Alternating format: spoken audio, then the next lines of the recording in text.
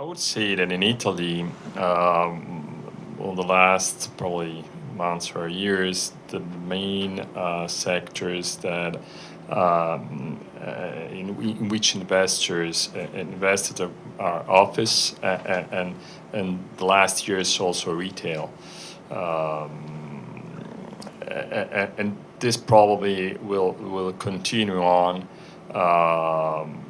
because of the fact that residential has never been an easy sector in which investors could invest, also due to the legal environment, in which maybe Francesco can give some highlights.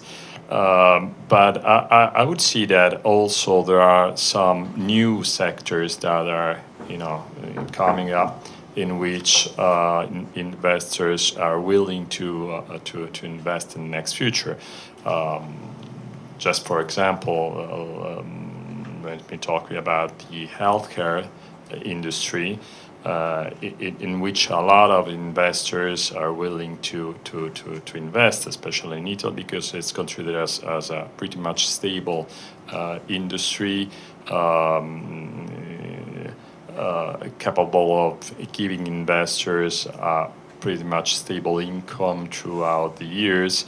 So I think that there could be somehow a changement also in the sectors in which money will flow in the next future. Right, and when you talk about healthcare, are we talking mainly about Milan and Rome? Well, I mean, generally speaking, if we speak generally, not about healthcare, main cities obviously will keep on being Milan and Rome, which account at almost 40% of the total investments. Then if you change into other specific industries, specific sectors, you can add some other cities. For example, if you talk about hotel, you can add Venice and Florence. Then if you talk about portfolios, and healthcare would be probably this will be the case, then you can also consider other cities, because in that case you primarily invest on the management company that will manage the operating company of the assets. So in that case, you can also consider investing outside Milan and Rome, outside the main cities. On the office, on a careful basis, because the unemployment in Italy is there, so it's a double-digit number. So companies are not growing in the short term. They are shifting, they're moving. So they're moving from old building to new building. There are no new buildings, so if you produce new building, you're probably on the winning side. Or obviously location. So office, yes, carefully. Retail, more or less the same story. We are investing in retail. Logistic, I think it's interesting for sure, because of the position of Italy looking forward and what JLL was saying before. So we share that view. I think there is obviously a pretty obvious sector that is completely underdeveloped in Italy, which is tourism.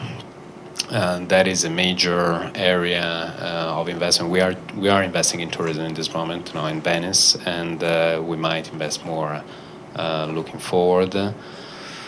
We're not investing in healthcare, so I don't have a view on that. But certainly Italians are old, so it's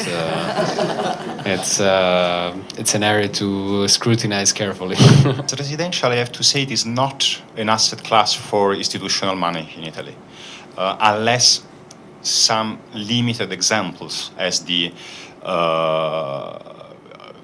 scheme which Manfredi has been working on in Porta Nuova, which has very significant residential part. But that's a success story which is not relevant to what necessarily happens in Italy. The reason is that, first of all, I was mentioning the law on commercial lease agreement. The law on residential lease agreement remains extremely protective for tenants. And I think that also the yields which that kind of investment can give to investors are not comparable to other asset classes. the residential market and the investment in residential market has historically been and is still a business for private local developers in the towns of Italy.